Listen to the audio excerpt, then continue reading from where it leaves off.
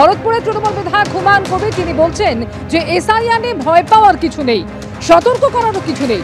12টি রাজ্যের মধ্যে বাংলাতেও এসআইআর হচ্ছে, কারো নাম বাদ গেলে আবার আবেদনের সুযোগ আছে। তারপরেও বৈধ কারো নাম বাদ গেলে ঘেরাও হবে। এসআইআর নিয়ে এবার বেসুরো ভরতপুরের তৃণমূল বিধায়ক হুমায়ুন কবির।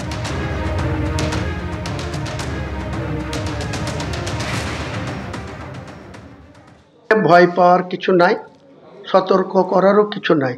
সবাইকে একটু থাকতে হবে যে আমাদের যে নাম ছিল সেই নাম যাতে কোনো কারণে জেনুইন ভোটারের নাম বাদ না যায়। তারপরে আরও সুযোগ আছে, তো এই যে চলবে, তারপরে 1 মাস খসড়া তালিকা পঞ্চায়েতে টাঙানো থাকবে। তখন যদি কোনো জেনুইন ভোটারের নাম না উঠে তাহলে তো আবার সুযোগ আছে ফর্ম ফিল আপ করার। কাজে অত আতঙ্কের কিছু নাই, ভীতির কিছু নাই, বা সমস্যাও কিছু না। মুর্শিদাবাদ জেলায় এসআইআর চালু হয়েছে, তারা করতে পারে। কাজে 12টা রাজ্য হচ্ছে, আমাদের আপত্তির কি আছে? ইলেকশন করুক, এসআইআর ভালোভাবে হোক, জেনুইন ভোটার যেন বাদ না যায়। জেনুইন ভোটার বাদ গেলে সে আমরা কিন্তু তখন যেই বিএলআরও থাক, যেই এআরও থাক, যেই অফিসার থাক, তাকে কিন্তু আমরা ঘিরব। ভরতপুরের তৃণমূল বিধায়ক হুমায়ুন কবিরের বক্তব্য আমরা শুনলাম। হুমায়ুন কবির যে কথা বলছেন, গতকাল কার্যত একই সুরে মন্তব্য করেছিলেন অনুব্রত মণ্ডল। তিনিও বলেছিলেন যে এসআইআর চালু হোক, অসুবিধে কোথায়।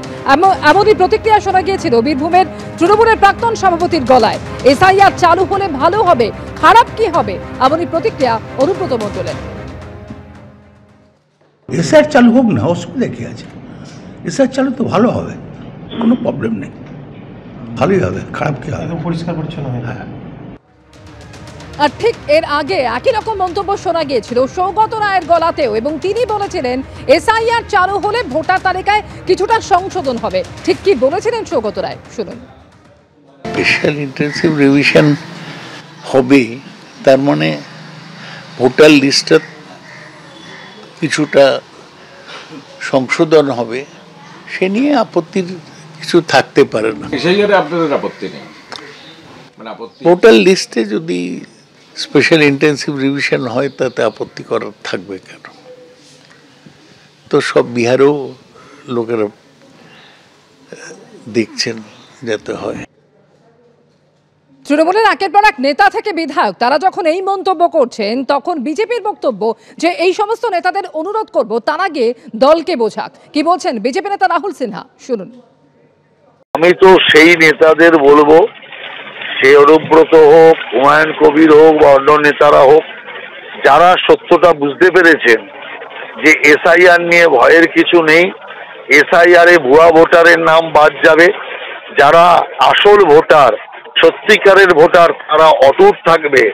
এই সত্যটা অসত্য রূপে মমতা ব্যানার্জি এবং ওর পার্টির কিছু লোক যে প্রচার করছে, সেটা ওরা প্রকাশ্যে বলুক, এবং মমতা ব্যানার্জিকে এই অপপ্রচার বন্ধ করার জন্য অনুব্রত মণ্ডল হোক কিংবা হুমায়ুন কবির হোক, তারা পরিষ্কার দিদি ভাইকে বলুক। এটাই আমাদের বক্তব্য। কারণ ভ্রান্তি যা কিছু ছড়াচ্ছে, মুখ্যমন্ত্রী নিজে ছড়াচ্ছে এবং তার সঙ্গী সাথীরা ছড়াচ্ছে। এসআইআর নিয়ে তৃণমূল এবং বিজেপির মধ্যে তরজা যখন তুঙ্গে, তখন বামফ্রন্ট চেয়ারম্যান বিমান বসু কমিশনকে সতর্ক করে তিনি বলছেন এসআইআর এর নামে যেন কোনো বৈধ ভোটারের নাম বাদ না যায়। It is their duty, not our duty. So you have to work accordingly. খুব পরিচ্ছন্নভাবে কাজ করতে হবে, কোনো রকমভাবে কোনো দলবাজির শিকার হওয়া যাবে না, যাতে সাধারণভাবে যারা নাগরিক, সেই নাগরিকের ঘাড়ে দায়িত্ব দিয়ে চলবে না। নির্বাচনী অফিসের বিএলওদেরও দায়িত্ব আছে, সেই দায়িত্ব তাদেরও পালন করতে হবে। বাংলায় কেন এত কম সময় এসআইআর, এই প্রশ্ন তুলছেন প্রদেশ কংগ্রেসের সভাপতি শুভঙ্কর সরকার, এবং তিনি একই সঙ্গে বলছেন যে ভোটের আগে বাংলায় ভয়ের পরিবেশ তৈরি করার চেষ্টা। এসআইআর প্রক্রিয়াকে তো সবার অভিনন্দন জানানো উচিত। 2002 যে ভোটার লিস্টকে দেশ হিসাবে ধরার প্রক্রিয়া নির্বাচন কমিশন বলেছেন। আমরা নির্বাচন কমিশনের কাছে জানতে চাইছি প্রথম একটা কথা, এত কম সময় ধরে এই এসআর প্রক্রিয়া কেন এটা 1 বছর 2 বছর ধরে করার প্রক্রিয়ার কথা ভাবা হলো না? পশ্চিমবঙ্গে নির্বাচনের আগে এই ভয়ের বাতাবরণ না করলেই কি ভালো হতো না?